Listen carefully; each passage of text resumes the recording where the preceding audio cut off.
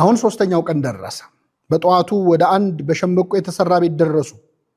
እናታቸው የሞተችባቸውና ባጎታቸው እርዳታ ብቻ የሚኖሩ 5 ሕፃናት ተቀምጠው ያለቅሳሉ።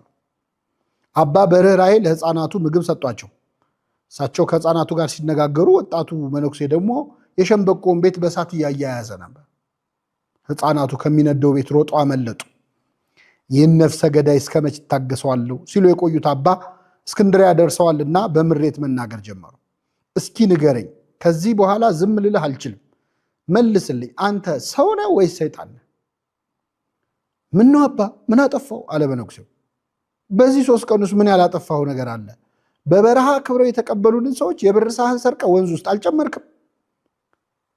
እነርሱም መነኮሳት በቤታችን ተቀብለን ሰርቀውን ሄዱ እያሉ ይሆናል። ይሄን መነኩሴው መለሰ። አባ ትልቅ ነገር እኮ ነው ያደረግኩላቸው። ያቀረቡልን የብር ሳህን ቅድመ አያታቸው ከጥንታዊ ቤተ መቅደስ የሰረቀው ጻሕል የቅዱስ ቁርባን ማቅረቢያ ነበር።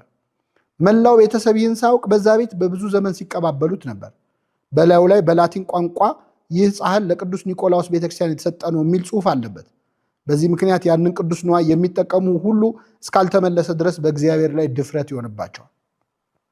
የሞቱት ወላጆቻቸውም በዚያ ቅዱስ ንዋይ የተነሳ ነፍሳቸው ትታወካለች። እነዚያም ወጣቶች በጻሕሉ እኛን በማስተናገዳቸው ነፍሳቸው እንዳትጎዳ አዘንኩላቸው። ስለዚህ ሰረኳቸው። የሰረኩት ፈልጌ አይደለምና ውሃ ውስጥ ወረወርኩት። በማግስቱ የደብሩ ዘበኛ ሊታጠብ ወደ ውሃው ይመጣል። በውሃ ውስጥም ሳህኑን ያገኘዋል። የላቲን ቋንቋ ስለሚያውቅ የተጻፈውን ያነበዋል። ወስዶም ለካህኑ ይሰጠዋል። ጻሕሉ ከብሮ ድጋሚ ሲቀደስበት የሞቱትም ያርፋሉ፣ የቆሙትም ከጥፋት ይድናሉ አላቸው። አባ ተደነቁ። እሺ ሕፃኑንስ የገደልከው ለመልካም ብለህ ነው? አባ የእግዚአብሔርን ፍርድ አይመዝኑ። ሕፃኑ የተጸነሰው በኃጢአት ነው። ለወደፊት ደግሞ እጅግ ጨካኝ ወንጀለኛ ሆኖ ወላጆቹን የሚገድል ብዙ የሚያሰቃይ ነው። ስለዚህ ልጁን በመግደሌ 3 መልካም ነገር አደረግኩ። ሕፃኑ ከንጽህናው ጋር ወደ ሰማይ እንዲሄድ አረኩት። ወላጆቹም በልጃቸው እጅ ከመሞት አዳንኳቸው።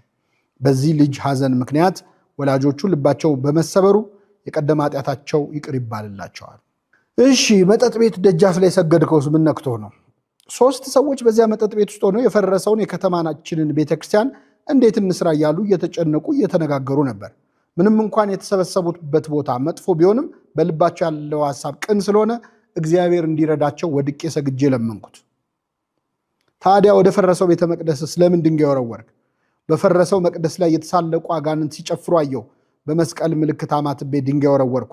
በዚያ ምክንያት አጋንንቱ በነው ሸሹ አለ መነኩሴው። አባ ቀጠሉ።